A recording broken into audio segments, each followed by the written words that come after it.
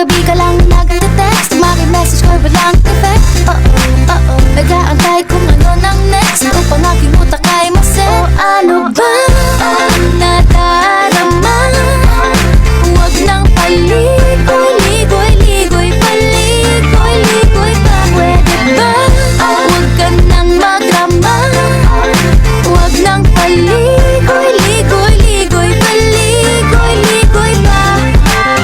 Kwento-kwento ka tungkol sa bagay-bagay. Pag-usapan naman natin tayo medyo bagay. Ngunit mabagal ka, di mo maisip yun sa bagay. Pating tiis na lang, malapit na akong magbabay. Ano ka ba naman?